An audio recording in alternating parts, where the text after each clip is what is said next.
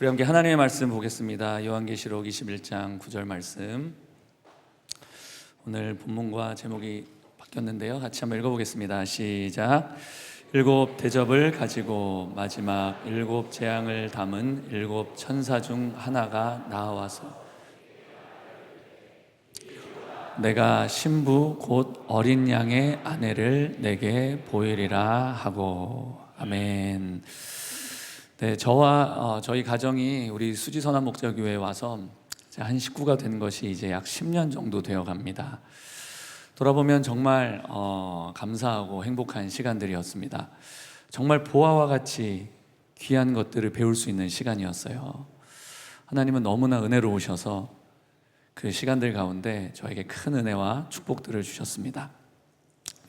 특별히 이제 담임 목사님 통해서 목회자는 어떤 모습으로 하나님과 영혼들을 섬겨야 하는지, 이것들을 곁에서 보면서 배울 수 있었던 것은 제게 있어서 정말 큰 복이었습니다.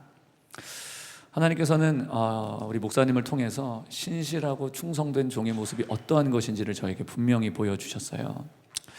또 이제 교회를 목회하다 보면 항상 좋은 일 있는 거 아니잖아요. 생각지도 않았던 크고 어려운 문제들, 위기들도 찾아오지 않습니까?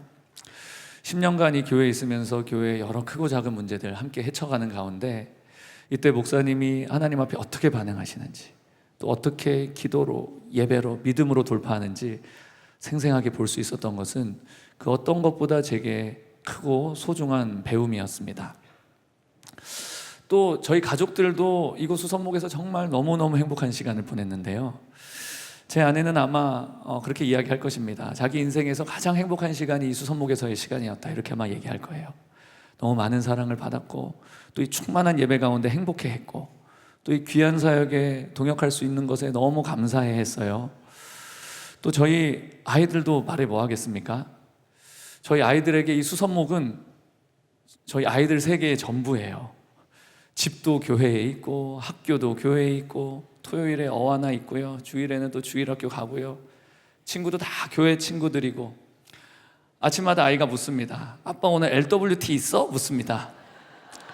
그러니까 LWT나 교회 모임이 있으면 얘네들은 친구들하고 밤늦게까지 노는 날인 거예요. 아무튼 이렇게 이제 성령 충만한 교회에서 아이들 키우면서 정말 큰 어려움 없이 우리 아이들을 신앙 안에서 잘 양육할 수가 있었습니다. 오늘은 좀 대단한 어떤 그런 성경 강해보다는 저의 이야기를 좀 나누면서 주님 그간 저에게 하셨던 일들, 그 은혜들을 좀 나눠보고자 합니다. 제가 저희 교회 처음 부임했을 때가 생각이 나요. 이때 이야기를 한번 나눠야지 했는데 이제야 나누게 되는 것 같습니다. 제가 저희 교회 부임 전에 얼마나 우리 교회에서 사역하고 싶어 했는지 모릅니다. 제가 저희 교회를 처음 알게 된 것은 2012년 2월이었습니다. 오래전이죠. 제가 2009년도에 개척을 했었습니다. 신학대학원 2학년 때였는데, 개척을 하고 이제 개척한 지 한 2년 좀 넘게 지난 시점이었는데, 그때 하나님께서 그러시는 거예요. 이제 고마해라 그러시는 거예요. 너 지금 그러고 있을 때가 아니다. 너는 누군가 밑에서 배우고 훈련해야 할 때다, 이렇게 말씀을 하신 거예요. 주님 보시기에 제 이 상태로는 안 된다고 보셨던 거예요. 그리고 제 속에 잘못된 것을 다 허물고 새로 짓고 싶어 하셨어요. 그래서 그때부터 이제 제가 사역지를 알아보기 시작했습니다. 그게 이제 2012년 2월의 일이었습니다. 그때 이제 제가 쭉 이제 사이트에서 청빙 공고들이 올라오지 않습니까? 쭉 보다가 제 눈에 들어온 것은 다름 아닌 수지선한 목자교회였어요. 네, 할렐루야. 네. 그때 수선목에서 찬양 사역자를 뽑고 있었습니다. 제가 보고 이런 교회가 있었어? 선한목자교회에서 분립 개척을 했나 보구나. 그리고 이제 홈페이지에 들어가서 살펴봤습니다. 이 교회가 어떤 교회인지 살펴봐야 될 거잖아요. 쭉 이렇게 보는데 이제 너무 좋은 교회 같은 거예요. 담임 목사님 소개 페이지 들어가서 이제 쭉 보니까 목사님 인상도 너무 좋아요. 선해 보이시고 순전해 보이시고, 그리고 또 막 설교 목록들을 봤는데 제가 중요하게 생각하는 그런 주제들을 중심으로 강해를 하고 계신 거예요. 산상수훈, 거듭남, 회개, 십자가, 성령, 이런 것들이더라고요. 야, 나와 진짜 결이 비슷하시다. 이런 교회에서 사역하면 너무 좋겠다 한 거예요. 그리고는 이제 접수 마감 일자를 딱 봤습니다. 근데 접수 마감 일자가 2월 19일인 겁니다. 이날이 무슨 날인지 아세요? 무려 제 생일입니다. 그래서 제가 이걸 보고 깜짝 놀랐어요. 오, 이거 나를 위한 선물이구나. 그리고는 제가 바로 이력서 지원서를 써가지고 제출을 딱 한 거예요. 그리고 3일 뒤에 강 목사님께 연락이 딱 왔습니다. 지원서를 좀 늦게 보내셨네요. 우리 아내가 뒤늦게 확인을 했는데 한번 연락해보면 좋겠다고 해서 연락을 드립니다. 언제 면접 가능하세요? 이렇게 물어보시는 거예요. 그래서 이제 날짜를 잡고 면접을 봤습니다. 면접을 마친 이후에 목사님께서 조금 특이하게 말씀하셨어요. 보통 이제 면접 마치면 연락을 언제 드리겠습니다. 아니면 언제부터 사역 가능하세요? 뭐 이렇게 얘기하시잖아요. 근데 좀 달랐습니다. 우리는 전도사님과 사역하기를 원하는데 전도사님도 돌아가셔서 하루 정도 기도한 이후에 응답을 받고 대답을 달라는 거예요. 그래서 알겠다고 하고 돌아왔습니다. 제가 그때 그 해 6월 말경에 열리는 한 대형 집회에 객원 예배 인도자로 함께 조인해서 이제 섬기기로 되어 있던 상황이었어요. 그리고 공교롭게 그날은 그 집회 연습 첫날이었어요. 해외에서 예배 인도자까지 날아와가지고 같이 첫 연습을 하는 날이었습니다. 연습을 딱 하는데 이게 대충 견적이 나오는 거예요. 이거 엄청 빡세게 시키겠다. 이게 딱 오는 겁니다. 그리고 실제로 그랬어요. 엄청 빡셌어요. 그런데 이제 수선목은 개척교회, 손이 많이 필요한 개척교회 아닙니까? 내가 이 집회와 개척교회 사역을 동시에 할 수 있을까? 그건 아닌데 하는 마음이 자꾸 막 올라오는 겁니다. 근데 사실 제가 면접 볼 때 이 집회 섬겨도 되겠냐고 목사님께 여쭤봤었거든요. 강 목사님은 괜찮다는 거예요. 우리 교회는 뭐 한국교회를 섬기는 교회니까 함께해도 좋다. 근데 연습을 하는데 이상하게 제 마음이 너무너무 불편한 겁니다. 제 마음은 수선목에서 너무너무 사역하고 싶었어요. 당시에 파트타임 사례비도 다른 교회보다 많은 편이었습니다. 그러면은 이 집회를 안 하면 되잖아요. 이거 돈 주는 것도 아니거든요.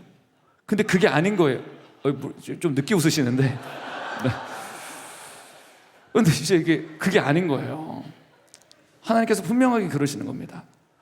너 이 집회 섬기기로 먼저 하지 않았냐? 먼저 약속한 거를 지켜야지. 이런 약속도 너 신실하게 지킬 수 있어야 된다. 그래서 이제 연습을 하다가 이제 잠깐 쉬는 시간이었는데 그 저녁에 이렇게 복도에서 제가 이렇게 목사님께 전화를 드렸어요. 목사님 죄송합니다. 정말 눈물을 머금고 정말 전화를 드린 거예요. 제가 수선목에서 사역하기 힘들 것 같습니다. 혹시라도 제가 집회 마친 6월 이후에 그래도 사역자가 필요하시면 꼭 연락을 주세요. 제가 진짜로 이렇게 얘기했습니다. 근데 목사님이 약간 당황하는 게 느껴졌어요. 나중에 제가 들어보니까 목사님도 굉장히 난감하셨다고 하더라고요. 그리고 이제 그 후에 하나님께서 저를 성남에 있는 한 감리교회로 사역을 하도록 인도를 하셨습니다. 현재로 설립한 지 한 55주년 정도 됐고 2,000명 정도 성도가 모이는 전통 있는 감리교회였습니다. 내가 이곳과 잘 맞을까 고민이 되기도 했는데 정말 감사한 건 그곳에서 하나님의 놀라운 페이버가 있었어요. 이상하게 그 목사님이 저를 너무 예뻐해 주시는 거예요. 제가 파트타임 전도사 1년 사역했는데 목사님이 저를 인정해 주셔가지고 바로 이듬해에 초교파로 목사 안수를 받고 풀타임 목사로 사역할 수 있도록 열어주신 거예요. 저는 감리교 목회자도 아닌데 이거 진짜 말도 안 되는 페이버거든요. 그러니까 제가 어린 나이에 교회 개척하면서 한 3년 정도 황충 먹었던 시간이 있었는데 그곳에서 한순간에 그 시간을 다 복구할 수 있도록 주님께서 인도해 주신 거예요. 만약에 제가 바로 수선목에 갔다면 이런 일이 있기는 어려웠을 것입니다. 왜냐하면 우리 교회는 다음 단계로 진급하는 게 절대로 만만치 않습니다. 또 저 같은 타교단 목회자라면 더 그랬을 것입니다. 근데 아무튼 그곳에서 이제 사역을 하는데 저는 매주마다 수선목 홈페이지를 기웃기웃거렸습니다. 계속 관심이 가는 거예요. 아무튼 그러던 중에 이제 사역이 꽤나 바쁜 시즌이었는데 갑자기 목사님께서 저하고 다른 한 부목사님 한 분을 어디 세미나 참석하라고 보내시는 거예요. 어휴 바빠 죽겠는데 세미나가 웬 말이냐 하고 그 세미나가 열리는 충청도까지, 충청도 어느 지역까지 갔습니다. 저는 조금 늦게 도착해서 이제 뒤에 앉아 있는데 저기 앞에 보니까 저 VIP석에 강대영 목사님이 앉아 계신 거예요. 오, 강 목사님도 오셨구나 했어요. 첫 강의가 끝나고 이제 식사 시간이 돼서 이제 접시에 음식을 떠서 이제 제 자리로 가는데 강 목사님하고 딱 마주친 거예요. 그때 강 목사님이 저를 보더니 저를 보고 우리 혹시 어디서 본 적 있지 않나요? 이러시는 거예요.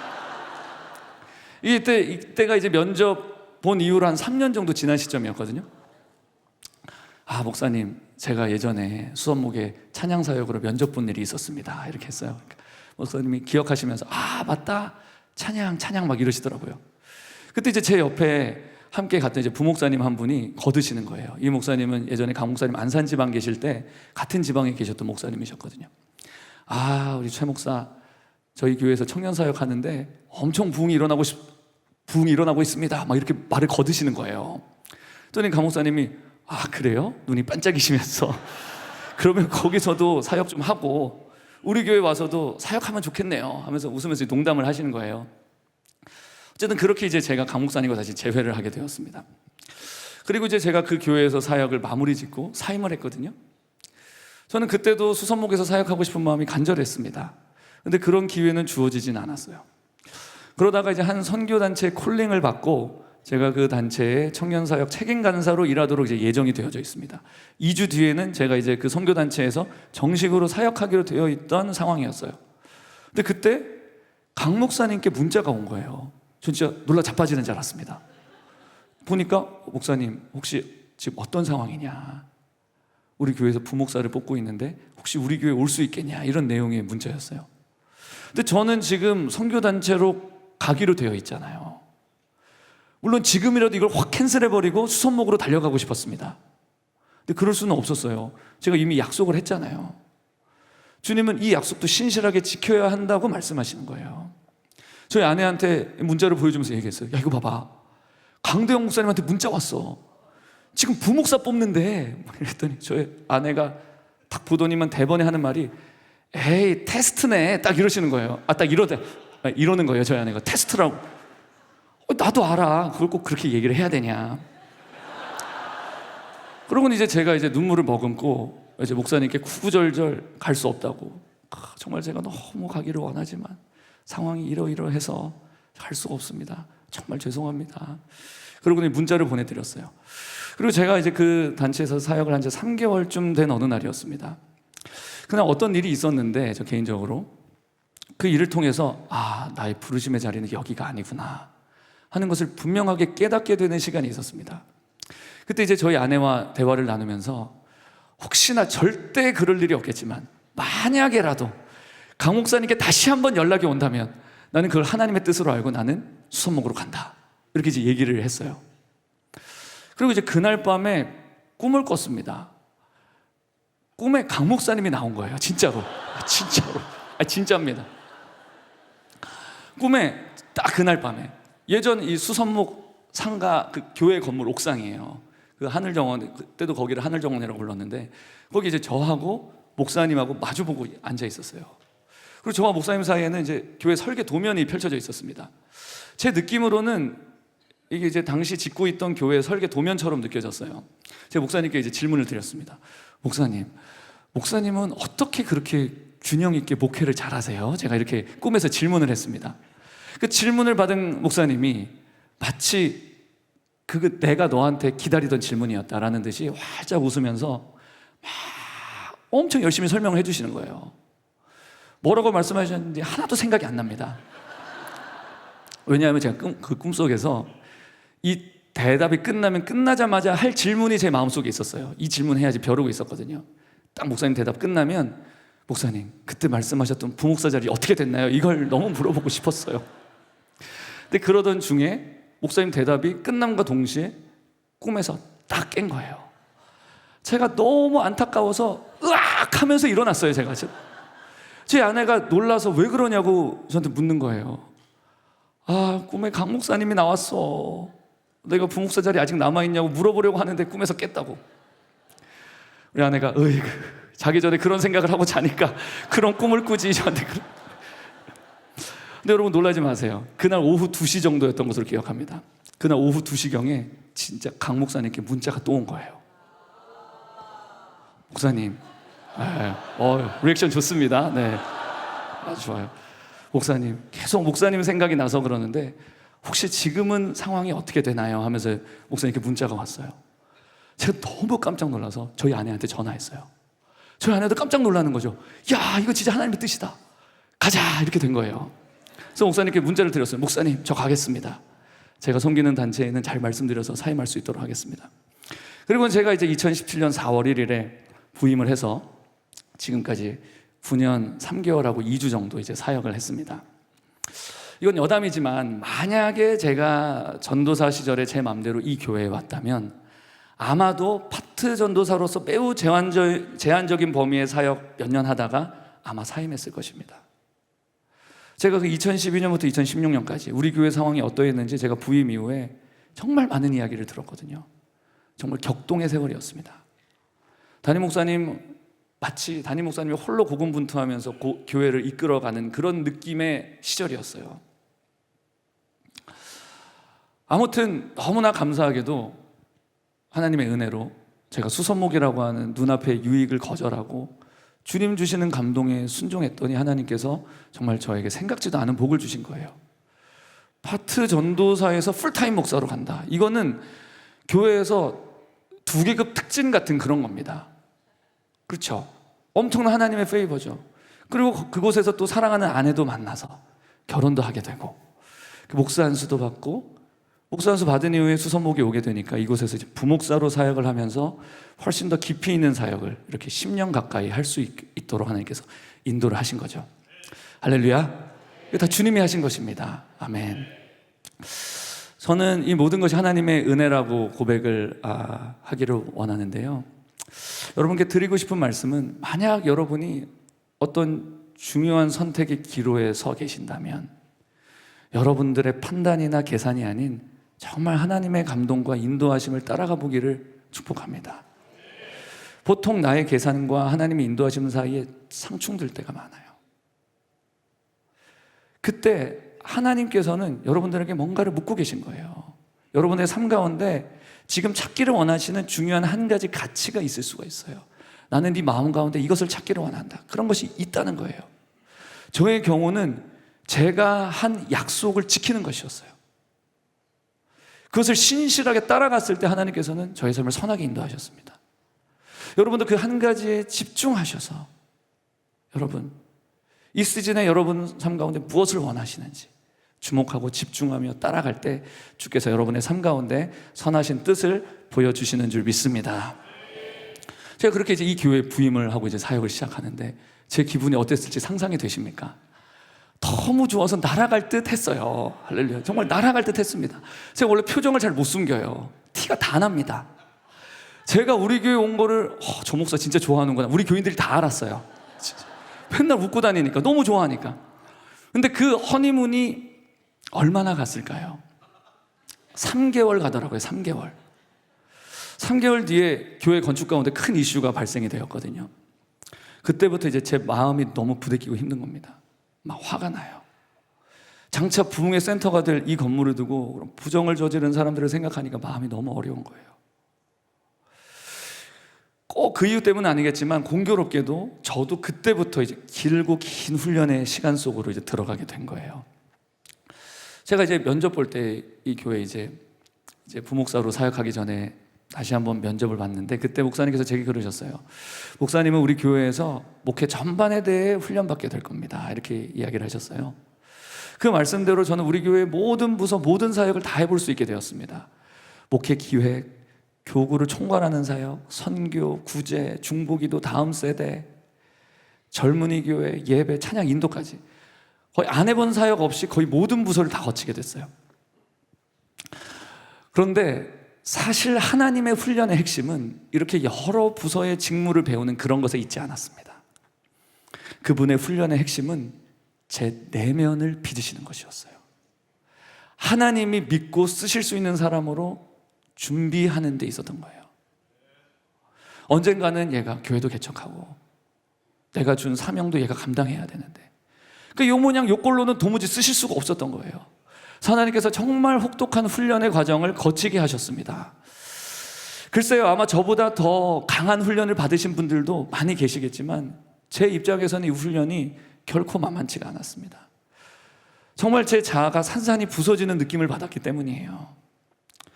여러분, 만약에 여러분들이 받으시는 그 훈련이, 영적 훈련이 혹독하시다면 여러분 생각하세요. 그 훈련의 강도만큼 주께서 여러분들을 기대하고 계신다는 거예요. 정말입니다. 병사가 받는 훈련과 장교가 받는 훈련의 강도가 다른 거예요. 그럴 수밖에 없어요. 왜냐하면 장교가 감당해야 할 역할이 훨씬 더 크고 중요하기 때문입니다. 하나님께서 그 사람의 삶 가운데 계획하신 그 삶의 목적의 그 크기, 그 계획의 크기만큼 훈련의 강도가 결정되는 겁니다. 나 진짜 혹독하다, 너무 힘들다 하신 분들, 여러분들 축하드립니다. 축하드려요, 정말. 네. 때가 차면 하나님께서 반드시 여러분을 놀랍게 사용하실 줄 믿습니다. 우리 교회의 4가지 가치 중에 하나가 훈련이에요. 복음, 성령, 훈련, 선교, 이 4가지의 가치. 어떤 분들은 이제 훈련이라고 하면 이 단어에 대해서 막연하게 이제 교회 안에서 훈련한다 하면은 막연하게 좋은 이미지를 갖고 있습니다. 뭔가 이제 훈련한다는 거 멋있어 보이고 딱 무장하잖아요. 뭔가 있어 보이고 먼저 뭔가 자기가 업그레이드 될 것 같고 발전될 것 같고 이제 그런 이미지도 약간 있잖아요. 근데 여러분, 사실상 훈련은 그렇게 멋있기만 한 게 아닙니다. 낭만적이지도 않아요. 실제로는 너무나 처절하고 굴욕적인 게 훈련이에요.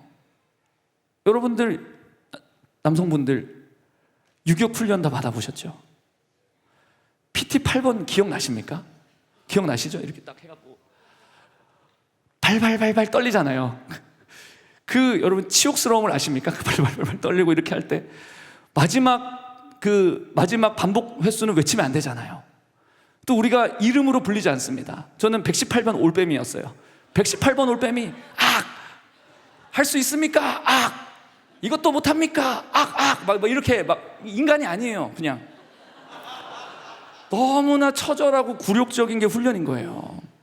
이런 강도의 훈련을 주님께 받게 되는 겁니다. 막 제 속에서 터져 나오는 겁니다. 주님, 꼭 이렇게까지 해야만 되는 겁니까? 주님 말씀하십니다. 당연하지. 그런 극악의 상황 속에서만 길러지고 훈련되는 어떤 특질들이 있다는 거예요. 사람은요, 원래 좋아하고 잘하는 것만 하고 싶어하는 경향성이 있습니다. 그리고 내가 잘 못하는 것, 좋아하지 않는 것은 기피합니다. 그 결과 잘하는 것은 계속 개발되고 발전이 됩니다. 못하는 것은 그 상태에 계속 머물러 있어요. 그 결과 장단점의 격차가 점점 벌어지는 거예요. 근데 문제가 뭔지 아십니까? 하나님이 그 사람을 쓰시고자 할 때, 하나님 어떤 사람을 보시고 얘를 쓸까 말까 고민을 할 때, 나 얘 못 쓰겠는데 이렇게 주님이 판단을 하신다면 그 이유는 많은 경우 그 사람의 장점이 부족해서가 아니에요. 장점이 탁월하지 않거나 뛰어나지 않아서가 아니라 이 사람의 결점이 너무 치명적이기 때문에 못 쓰는 경우가 많은 거예요. 저희 같은 교역자들도 이제 사람을 이제 세워야 되는 일들이 많이 있지 않습니까? 마찬가지예요. 장점들이 많은데 한 가지 결점이 너무 치명적인 거예요. 쓰기가 어렵습니다. 여러분 중에서도 뭐 기업체나 뭐 조직에서 사람을 세우고 써야 하는 위치에 계신 분들이 꽤 계실 텐데 똑같이 느끼실 거예요. 얘는 정말 이거 탁월한데 도무지 사람을 아우르지를 못해. 얘가 들어가면 팀워크 다 깨져. 뭐 이런 사람 있을 수 있잖아요. 그럼 어떻게 됩니까? 써요, 못 써요? 못 쓰는 거예요. 그러니까 한 사람의 장점이 얼마나 탁월하냐 보다 이 사람의 그 단점, 이 사람이 얼마나 치명적인 단점이 없느냐, 이게 중요할 때가 많은 거예요.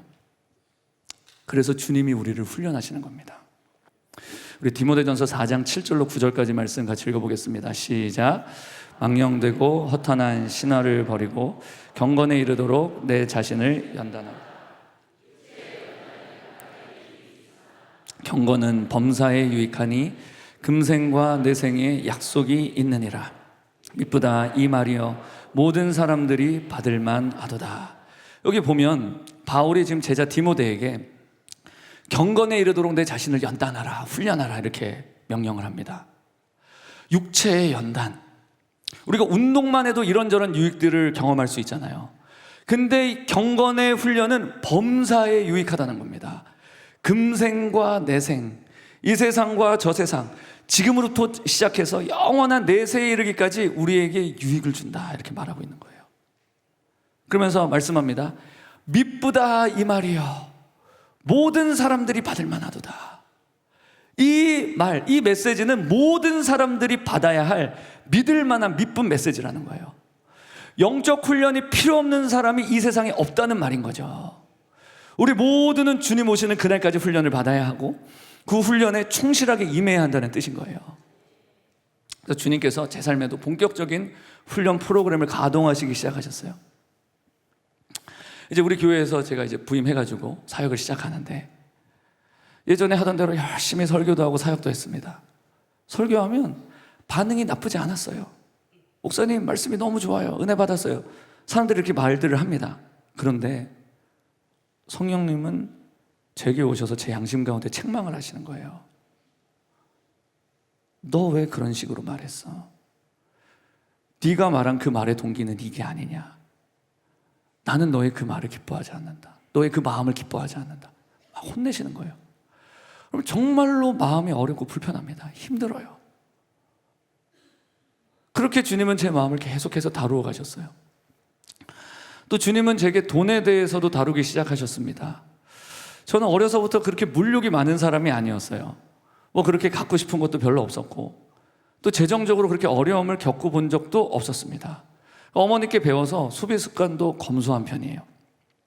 그래서 제가 청년 시절에 저희 동역자들에게 어떤 얘기들을 주로 했냐. 나는 돈이나 물질이 그렇게 나한테 큰 유혹이나 시험거리가 안 된다. 그렇게 종종 말하고는 했었습니다. 아주 자신만만했죠. 근데 제가 결혼을 하고 식솔들이 생기고 또 미래에 대한 고민들도 생기면서 제 실체가 뽀록에 나는 거예요.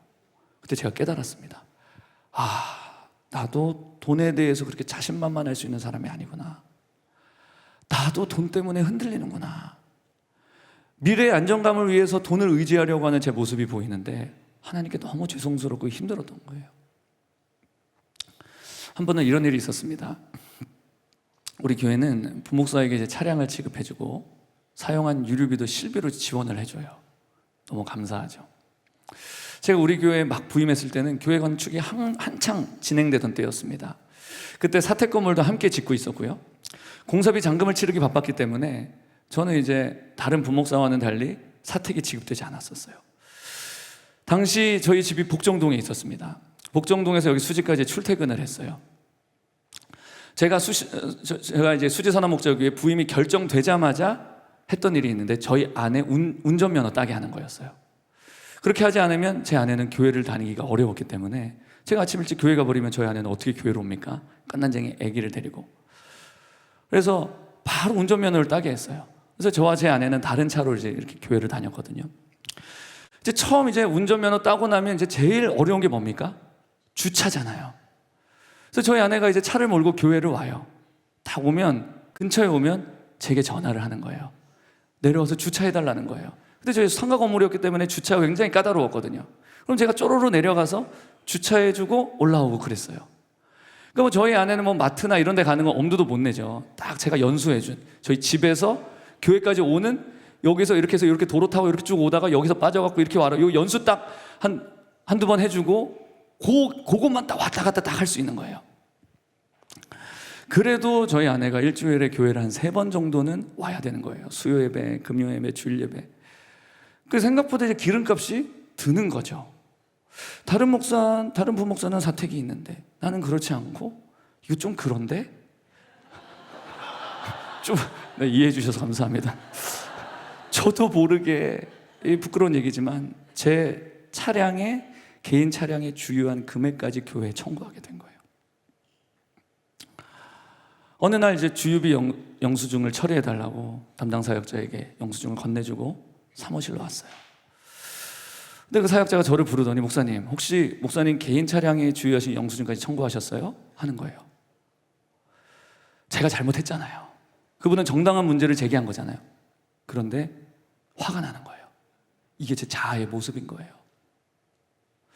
다시 영수증을 받아들이고 씩씩거리면서 이제 제 사무실로 돌아왔는데 좀 지나고 나니까 내가 잘못했구나 하는 게 깨달아지기 시작했어요. 어느 날 저녁이었습니다. 집에서 저희 아내와 함께 이제 기타를 치면서 예배를 하고 있었어요. 예배 1시간쯤 넘게 이렇게 주님을 찬양하면서 예배를 하는데 성령님께서 제게 찾아오셔서 저를 부르시는 거예요. 예, 위성아, 부르는 거예요. 그래서 네, 주님. 너 전에 부당하게 교회에 청구한 유류비 있지 않니? 네, 있죠. 20만 원. 딱 이러시는 거예요. 20만 원. 주님이 저한테 이제 20만 원이라고 말씀을 했다면 그거는 저한테 80만 원 같은 겁니다. 왜냐하면 구약 성경에 보면 부당하게 얻은 이익에 대해서 4배로 갚아라. 의도적으로 갈취한 것이 있다면 4배로 갚아라. 그래서 삭개오도 자신이 토색한 것이 있다면 4배로 갚겠나이다. 예수님께 이렇게 말을 하잖아요. 그 다음날 저녁 또 이제 주님을 예배하는데 성령님께서 또 제게 찾아오셔서 말씀을 하시는 거예요. 위성아, 네, 주님. 정확한 액수를 가르쳐 줄게. 22만 원 딱 이러시는 거예요. 그래서 그 다음날 제가 아침에 일찍 ATM기로 갔습니다. 체크카드를 딱 넣었어요. 잔액을 보니까 88만 2천 얼마가 딱 있는 거예요. 그래서 제가 88만 원을 다 뽑았습니다. 교회로 돌아왔어요. 그리고 그 돈을 건축헌금 봉투에 넣었어요. 그리고는 담임 목사님께 전화를 드렸습니다. 목사님 혹시 사무실에 계십니까? 잠시 드릴 말씀이 있습니다. 올라오라 그래서 올라갔어요. 목사님께 자초지종을 다 말씀드렸습니다. 그리고 목사님, 저는 사람들에게 회개를 가르칠 때 누군가에게 의도적으로 피해를 입힌 일이 있다면 4배로 갚아야 한다 가르쳤습니다. 그래서 제가 교회에 입힌 손해에 4배 되는 금액을 여기 넣어왔습니다. 그리고는 그 헌금 봉투를 목사님께 드렸어요. 목사님이 직접 헌금해 주십시오 이렇게 말씀을 드렸습니다. 목사님께서 이제 제게 기도를 해주시는데 눈물이 얼마나 나는지. 그날이 수요일이었고 제가 이제 그날 수요 예배 설교였거든요. 바로 저기서 이렇게 본당 내려와서 여기서 이제 기도를 하는데 예배를 준비하면서 참 많이 울었습니다. 하나님께서 이렇게 돈에 대한 저의 잘못된 태도를 하나하나씩 가르쳐 주시기 시작했어요. 특별히 하나님께서 제 안에 가장 깊게 다루신 것이 한 가지 있다면 저의 야망과 독립적인 기질이었어요.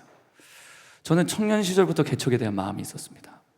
특별히 신대원 들어가고부터는 그것에 대한 열망이 정말 불처럼 타올랐습니다. 물론 이 열정은 하나님께서 주신 것이었죠. 담임 목사님도 설교하실 때 개척에 대한 꿈과 열정이 있었다 이런 이야기 종종 하셨잖아요. 저는 목사님 그 이야기 들으면서 그게 어떤 마음인지 100%, 120% 이해가 됩니다. 저도 같은 종류의 사람이에요. 그런데 제 안에, 제 속에 인간적인 야망이 섞여 있었다는 것을 부인하기가 어렵습니다. 제 노트 보잖아요. 개척에 대한 여러 구상들이 빼곡하게 적혀 있습니다. 10수년간 뭔가 떠오를 때마다 메모해 놓은 노트예요. 그만큼 저는 개척에 대한 열망이 엄청났어요. 또 나름 자신만만한 마음도 있었습니다. 그런데 주님은 안 열어주세요. 그 이유는 간단합니다. 아직 준비되지 않았기 때문인 거예요. 주님이 제게 말씀하시는 겁니다. 네가 가진 비전과 꿈을 내어놓아라. 저도 요구하시는 거예요. 제가 그것을 순순히 내놓겠습니까? 그건 제게 생명 같은 거예요. 저의 너무 소중한 꿈과 비전이에요. 주님께서 결국 제 삶을 흔들기 시작하셨습니다. 이렇게 두 번을 뒤집으셨어요. 제가 와 하면서 이렇게 하고 난 다음에 제가 혼비백산해서 제가 결국 2손을 들게 됐습니다. 주님께 항복하게 된 것이죠. 목사님께 말씀을 드렸어요. 제가 제 진로에 대해 제가 계획하지 않고 교회의 결정에 맡기겠습니다. 이게 5년 전 일이었어요. 다 설명드리기는 어렵지만 그 이후에도 몇 단계를 통하여서 저의 야망을 십자가에 못 박고 장사 지내는 일들이 있었습니다. 그 과정 속에도 주님께서는 왜 내가 아직 개척을 감당할 수 없는지에 대해서 분명하게, 내가 알아먹을 수밖에 없도록 분명하게 보여주시고 제 밑바닥을 다 드러내셨어요. 저의 민낯을 드러내는데 제가 그 민낯을 마주하는데 너무 비참한 거예요. 주님께서 작정하고 저를 낮추시고 짓밟으시는 것 같은 느낌까지 드는 겁니다. 그 과정을 통해서 저는 철저히 부목사가 됐어요. 주님이 그것을 원하셨습니다. 주님은 제가 철저하게 부목사가 되기를 원했어요. 이게 무슨 말이냐 하면 비록 앞으로 개척을 한다 할지라도 제가 그 교회 담임 목사가 되는 게 아니라 예수님이 우리 교회 담임 목사님이 되시고 저는 그 예수님의 리더십을 철저히 따르는 부목사가 되기를 원하신 거예요. 내가 내 소견에 옳은 대로, 내 판단대로, 내 멋대로 목회하는 게 아니라 철저히 하나님의 뜻에 순종하며 따르는 그러한 종이 되기를 주님께서 원하셨던 거예요. 이 훈련을 하게 하신 주님께 감사를 드립니다. 물론 아직도 많이 부족해요. 그러나 정말 주님의 말씀, 그분의 뜻에 나의 모든 주의를 기울이며 한 걸음씩 한 걸음씩 따라가는 그런 종이 되기를 원하는 것입니다. 우리 함께 시편 말씀, 시편 66편 말씀 함께 읽어보겠습니다. 시작. 하나님이여 주께서 우리를 시험하시되 우리를 단련하시기를 은을 단련함같이 하셨으며 우리를 끌어 그물에 걸리게 하시며 어려운 짐을 우리 허리에 사랑들이 통과하였더니 주께서 우리를 끌어내사 풍부한 곳에 들이셨나이다. 자, 여기 보세요. 우리를 단련하시기를 은을 단련함 같이 하셨다 말씀하십니다. 여러분, 금이나 은 같은 어떤 이런 금속들을 추출할 때 엄청나게 높은 고온의 열을 가해서 추출을 해냅니다. 주께서 우리를 단련하실 때도 그렇게 하신다는 거예요. 뿐만 아니라 우리를 끌어서 그물에 걸리게 하신다는 거예요. 도무지 빠져나올 수 없는, 나 스스로 빠져나올 수 없는 어떤 그 어려운 상황에 걸려서 허우적거리게 한다는 거예요. 또 무거운 짐을 우리 허리에 메어두신다. 내 힘으로는 이거를 들 수가 없는, 그 절대 감당할 수 없는 그런 일을 우리에게 맡기신다. 사람들이 막 우리 머리를 타고 지나다니는 거예요. 우리 머리를 밟고 지나다니는 거예요. 굴욕이죠. 근데 여러분, 이게 결론이 아닙니다. 잘 보시면 그렇게 물과 불을 통과한 이후에 주께서 우리를 직접 끌어내셔서 결국에는 풍부한 곳으로 들이실 것이다, 이렇게 말씀을 하시는 거예요. 여러분, 하나님께는 다 계획이 있으십니다. 하나님은 결국에 우리로 복되게 하시기를 원하시는 분이신 거예요. 결국 하나님께서 우리를 요긴하게 쓰실 수 있는 그릇으로 빚으시기 위해서 이 과정들을 허락하시는 것입니다. 그렇게 빚으신 이후에 그 그릇 위에 당신의 복을 쏟아 부어주시는 것입니다. 주님께서 복을 주실 때 그것을 정말 겸손하게 잘 다룰 수 있는 사람, 그러한 것들을 맡겨도 안심할 수 있는 사람, 그 복을 받아서 풍성하게 흘려주고 정말 영혼을 살리고 열방을 살릴 수 있는 그 한 사람 만드시고자 하나님 아버지께서는 이런 모든 방법들을 동원하셔서 우리를 인간 농사를 지으시는 거예요. 예레미야 29장 말씀 보겠습니다. 여기서도 동일한 말씀을 하시거든요. 10절부터 13절까지 시작. 여호와께서 이와 같이 말씀하시니라. 바벨론에서 70년이 차면 내가 너희를 돌보고 나의 선한 말을 너희에게 성취하여 너희를 이곳으로 돌아오게 하리라. 여호와의 말씀이니라. 너희를 향한 나의 생각을 내가 하나니 평안이요 재앙이 아니니라. 너희에게 미래와 희망을 주는 것이니라. 너희가 내게 부르짖으며 내게 와서 기도하면 내가 너희들의 기도를 들을 것이요 너희가 온 마음으로 나를 구하면 나를 찾을 것이요 나를 만나리라. 주님께서 지금 이스라엘에게 말씀하시는 거예요. 너희에게 70년간의 연단의 시간이 있을 것이다. 물론 이 시간 너희들에게 굉장히 힘겹게 느껴지겠지만 이 시간의 목적은 너희의 축복을 위한 것이다. 너희에게 평안과 미래와 희망을 주기 위한 것이다. 이 연단의 시간이 끝나고 나면 너희 삶 가운데 새로운 시즌이 열리게 될 것이다. 이 연단의 때에 너는 내게 나와서 부르짖고 기도해라. 나의 얼굴을 구해라. 그러면 내가 너를 만나주고 너의 삶을 새롭게 인도할 것이다. 여러분, 이 시간은 우리를 위한 것이라는 거예요. 우리에게 미래와 희망을 주기 위한 시간이라는 겁니다. 아니, 더 정확하게 얘기하면 이 훈련의 시간 자체가 우리에게 희망이라는 거예요. 이 훈련, 이 힘든 이 훈련의 시간 자체가 우리의 희망이 된다. 우리에게 영원한 복을 주기 위한 것이기 때문이죠. 이 복은 있었다가 사라졌다가 또 있었다가 또 없어지기도 하는 그런 세상의 복이 아닙니다. 영원토록 도둑맞거나 좀먹지 않는 하늘의 복인 것이에요. 혹시 여러분들 삶 가운데 훈련과 연단 가운데 계신 분이 있으시다면 그 낙심된 마음을 버리게 되시기를 주님의 이름으로 축복합니다. 그리고 하늘의 소망을 가지시고 하나님 나라의 비전으로, 소망으로 일어나는 저 여러분 되시기를 축복합니다. 이런 훈련 기간 가운데 주님께서는 제게 예상치 못한 방법으로 튀르키예라고 하는 땅을 주목하게 하셨어요. 그때 주님께서 제게 도전을 하셨습니다.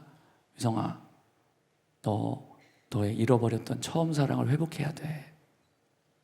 아, 그렇구나. 네, 알겠습니다. 그 처음 사랑 회복할 수 있도록 애써 볼게요. 주님 주신 작은 감동들을 순종하면서 한 걸음 한 걸음 주님의 세미한 인도하심을 집요하게 따라갔습니다. 너무 감사한 것은 제 안에 꺼져버렸던 그 처음 사랑이 회복되기 시작하는 겁니다. 여러분, 그거 아세요? 훈련의 기간 중에는 주님의 임재도 잘 느껴지지 않습니다.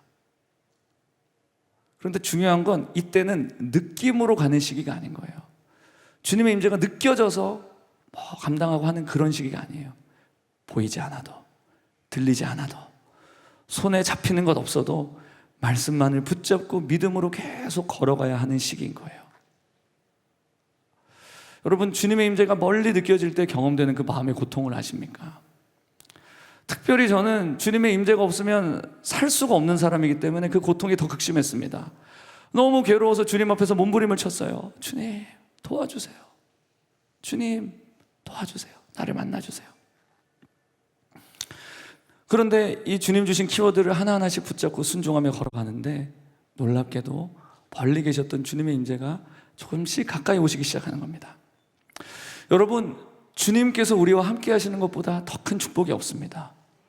주님이 우리와 함께 하시는 것보다 더 큰 행복이 없어요. 너무 감격스러웠습니다. 너무 감사했어요. 주님께서 다시 나를 가까이 해주시는구나. 여러분들 성경 얼마 전에 저희 에스겔 읽었죠. 에스겔이 환상 속에서 그 떠나셨던 하나님의 영광이 다시 그 성전 가운데 다시 돌아오잖아요. 에스겔이 환상 가운데 그 떠나셨던 영광이 성전 가운데 다시 돌아오는 것을 볼 때 어떤 느낌이었을까? 저는 조금은 이해가 됩니다.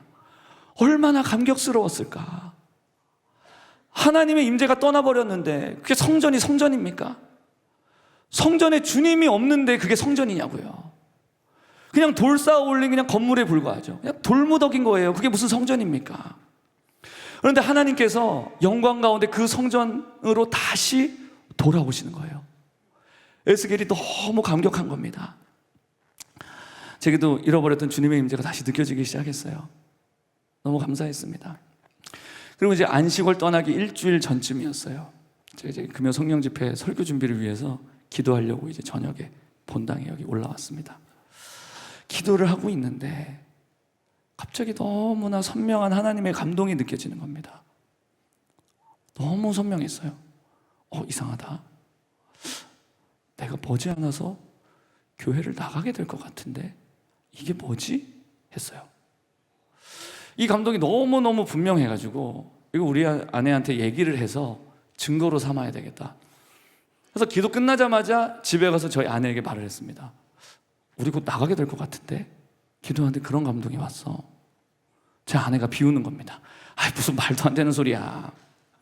저희 아내가 왜 그렇게 얘기를 했냐면 저희 부부가 담임 목사님께 직접 들었던 이야기가 있기 때문이에요. 목사님께서 한번 저희들한테 그런 말씀 하신 적이 있습니다. 목사님이 물론 먼저 왔기 때문에 분리개척을 할 순서인 건 맞지만 몇 년간 우리 교회에 더 있으면서 함께 동역을 하면 좋겠습니다. 이제 작년 가을에 저한테 그런 말씀을 하셨었어요. 그게 우리 교회에 필요하리라 보입니다. 이렇게 말씀하신 거예요. 그래서 제가 그랬어요. 목사님 걱정하지 마세요. 부족하지만 제가 교회에 필요하다면 계속 섬기겠습니다. 이런 말씀을 분명히 같이 들었는데 제가 갑자기 뜬금없는 소리를 하니까 그렇게 반응할 만하죠.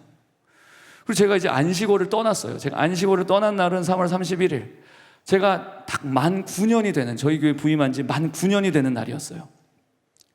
그리고 그 다음 날 10주년이 되는 그 날에 저는 터키 동부의 칼스라고 하는 도시로 이제 비행기를 타고 날아가게 됩니다. 그리고 거기서 몇몇 선교사님들과 합류를 하게 됐어요. 거기에 제가 처음 뵙는 앙카라 선교사님이 계셨습니다. 이분은 미주 한인교회에서 30년 이상 담임 목회를 하신 분이세요. 그리고 튀르키예 선교에도 30년 이상 힘써 오시고 한 60세 조금 넘어서 조기 은퇴를 하시고 지금은 터키로 파송을 받으셨어요. 몇 년째 그곳에서 중요한 역할을 감당하고 계신 선교사님이세요. 공항에서 이제 렌트카를 빌려서 다 같이 차에 탔습니다. 최 목사님 기도하고 출발하겠습니다 했어요. 그래서 제가 짧게 기도를 했습니다. 제 기도를 딱 마쳤는데 마치자마자 이 선교사님이 이렇게 말씀하시는 거예요. 최 목사님 곧 영전하시겠는데요? 이러시는 거예요. 네? 영전이요? 전 처음 듣는 말이었습니다. 무슨 말인지는 잘 모르겠지만 아무튼 감사합니다 그랬어요. 영전이 영광스럽게 자리를 옮기다 이런 뜻이었어요.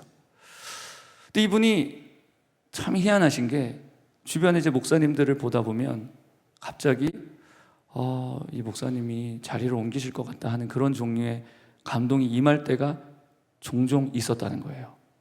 그리고 그 감동대로 말을 하면 어김없이 얼마 지나지 않아서 한국 뭐 대형 교회나 큰 한인 교회로 청빙을 받으시거나 자리를 옮기는 일들이 꽤 자주 있었다는 거예요.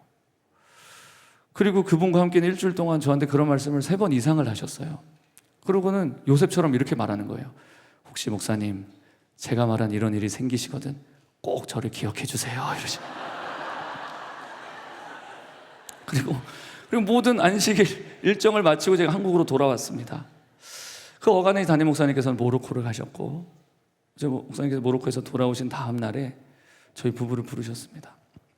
말씀하시기를 목사님이 올해 분리개척을 받으시면 좋겠습니다. 목사님이 터키에 있는 동안에 하나님께서 자꾸 그런 마음을 주십니다. 그래서 이렇게 결정했으니까 잘 기도하면서 준비하라고 그 말씀을 하시는 겁니다. 제가 이 말씀을 듣는 순간 목사님께 고개가 숙여졌습니다.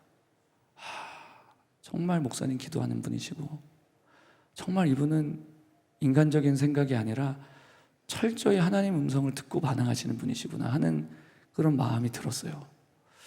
제가 이제 10년 정도 있었잖아요. 어떤 면에서 제가 이 교회에 남아있으면 물론 제가 이제 부족하지만 그래도 좀 수월한 부분이 아주 조금이라도 있지 않겠습니까? 조금이라도 있을 거예요. 네. 할렐루야. 네. 그런데 이제 그런 거 신경 쓰지 않으시고 정말 주님께서 주시는 그 감동을 민감하게 분별하셔서 순종하시는 모습에 제가 너무 이제 존경의 마음이 정말 어떻게 저렇게 하실 수가 있을까 그런 마음이 들었습니다.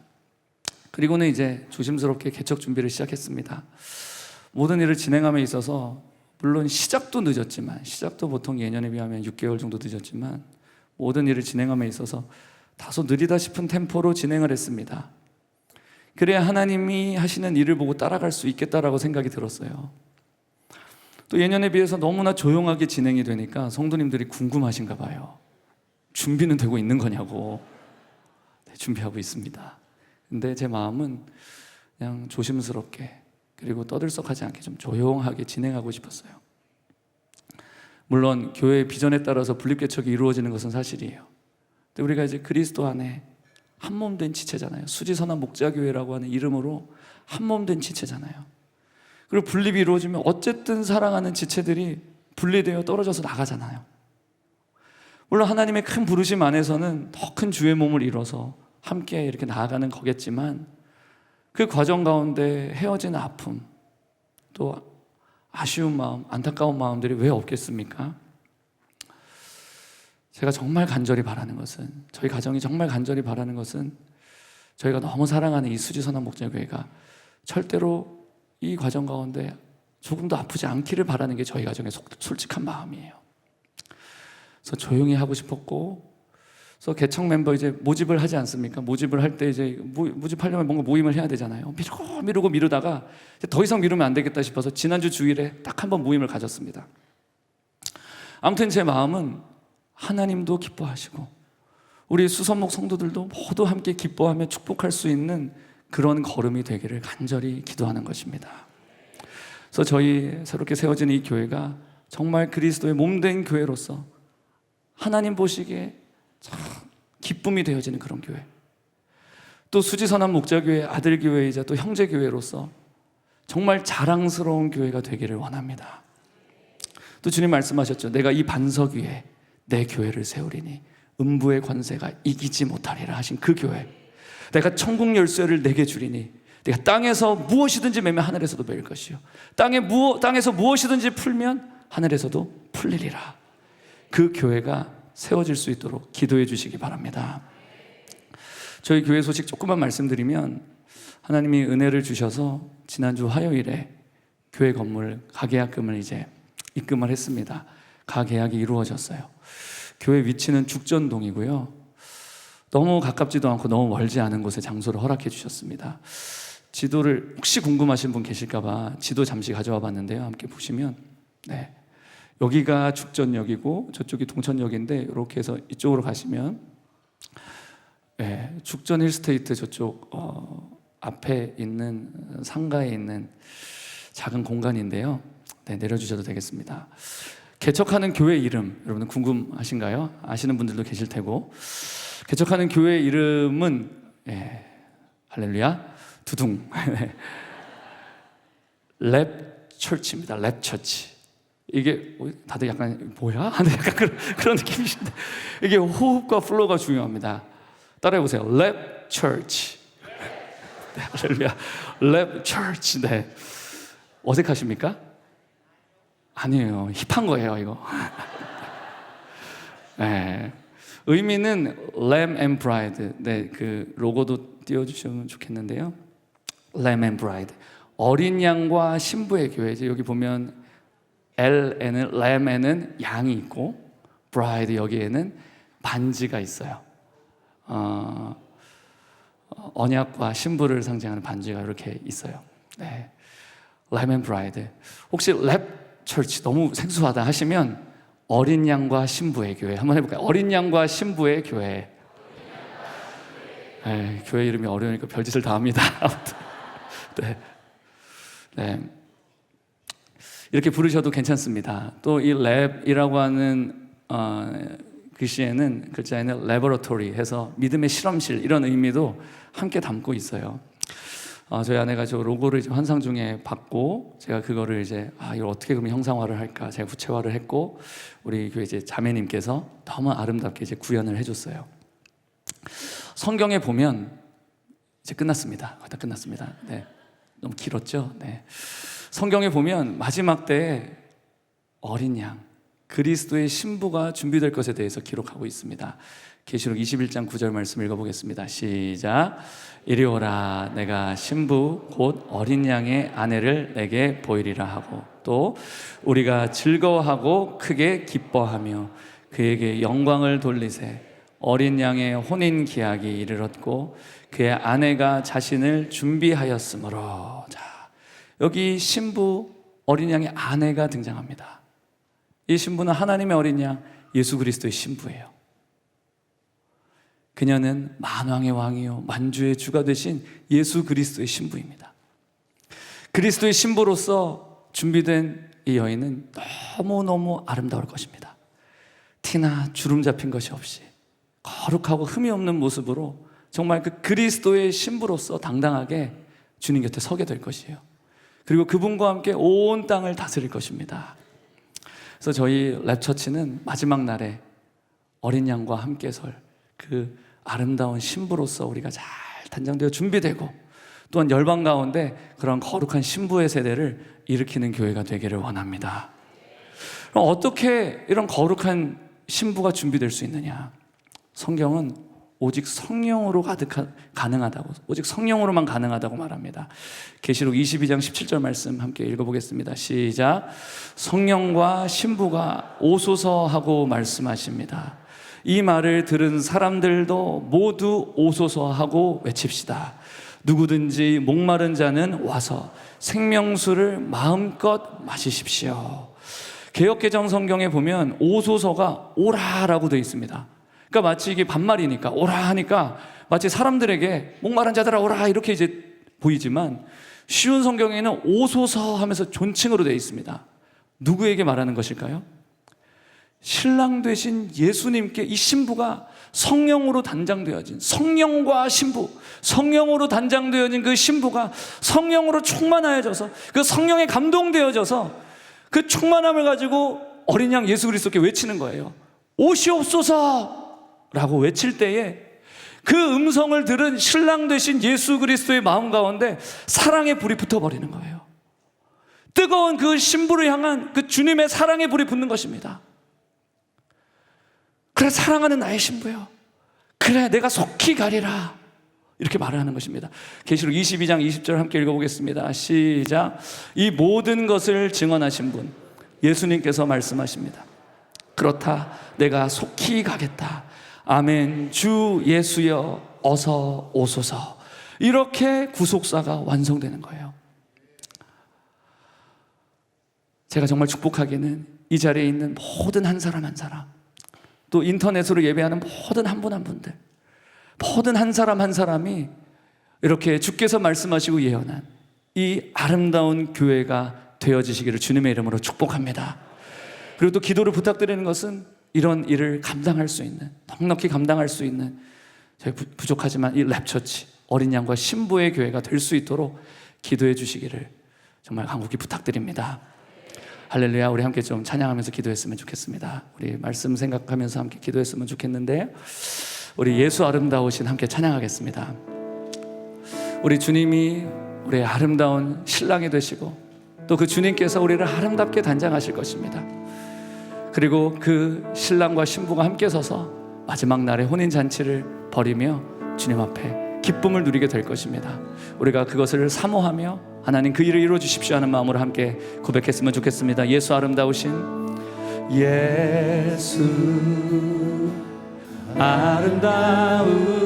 아름다우신 위대하신 주님, 부활의 주, 어린 양 거룩과 공의, 새벽별 같은 나의 구. 우리 다시 한번 고백해 볼까요? 예수 아름다우신, 예수 아름다우신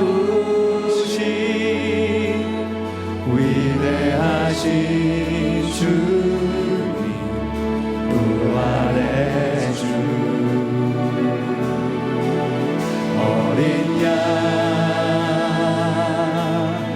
거룩과 공의, 새벽별 같은 나의 구주. 모든 하늘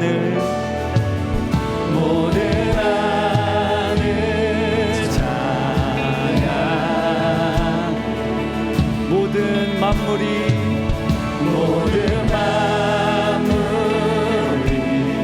주 영광,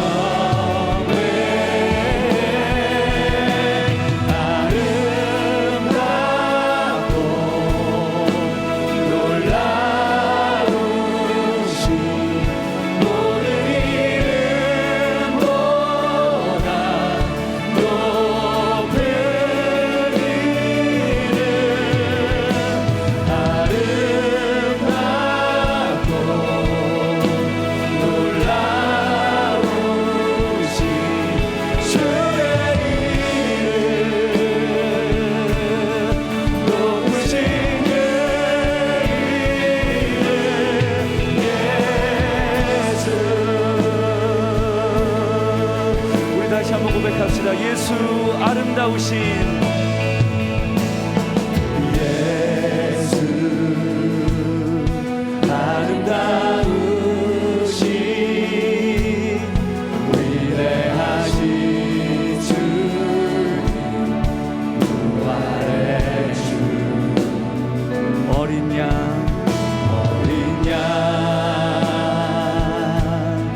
거룩과 공의, 새벽별 같은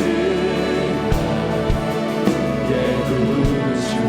모든 하늘 찬양해, 모든 하늘 찬양, 모든 만물이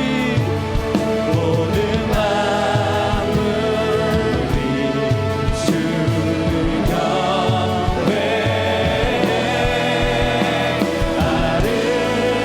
아름답고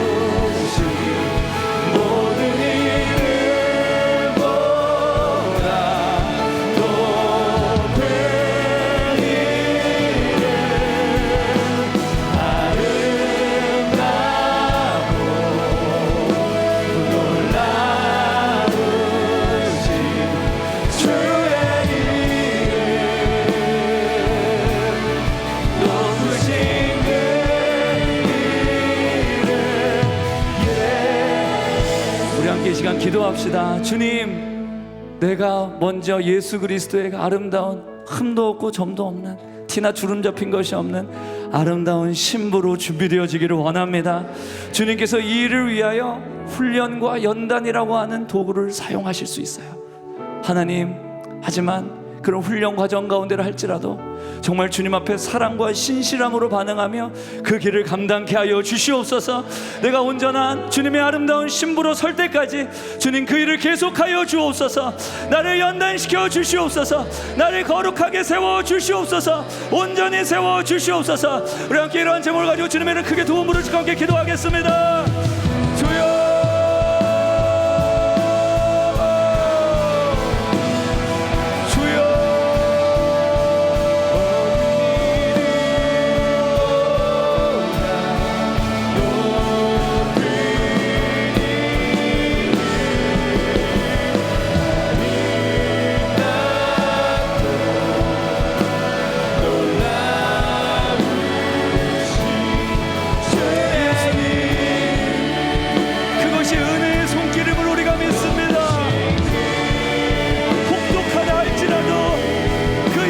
시간이 당신의 은혜임을 깨닫습니다.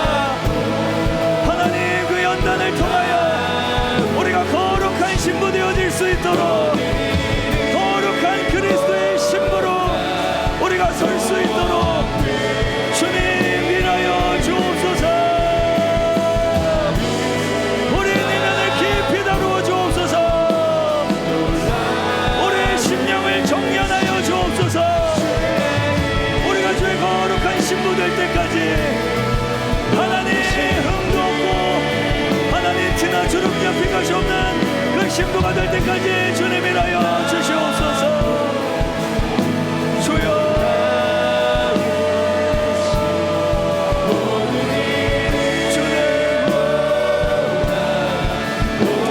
우리 다시 한 번 더 기도하겠습니다. 한 번 더 기도할 때 우리 랩처치 새롭게 세워지는 이 교회를 위해서 기억하시며 기도해 주시면 좋겠습니다. 말씀드린 것과 같이 온 열방 가운데 신부의 세대를 일으키는 교회가 되게 하여 주옵소서. 그보다 앞서 먼저 주님 앞에 순전한 그 신부로서의 교회로 단장되며 준비될 수 있도록 축복하여 주시옵소서. 하나님, 온 열방 가운데 신부의 세대가 일어나게 하여 주옵소서. 우리 모든 열방의 교회가 거룩한 신부의 세대로 일어나 주님을 다시 맞이하는, 다시 주님을 맞이하며 마라나타, 우리가 주님을 기다렸나이다, 주님을 환영합니다, 맞이하는 그 광경을 우리가 함께 하나님 기쁨으로 목격하게 하여 주시옵소서. 우리 함께 주님의 이름 크게 세 번 부르시고 함께 기도하겠습니다. 주여,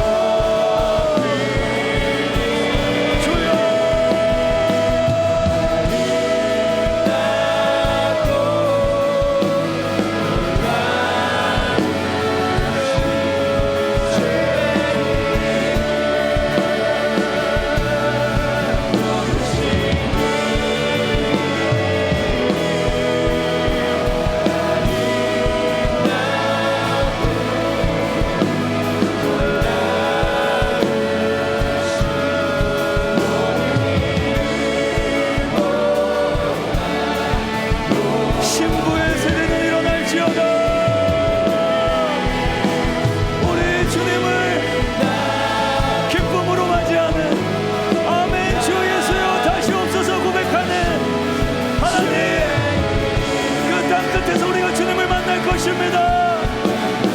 주님, 그 세대를 일으켜 주옵소서. 우리 모두가 연합하여 그 일에 완식케 하여 주시옵소서. 할렐루야.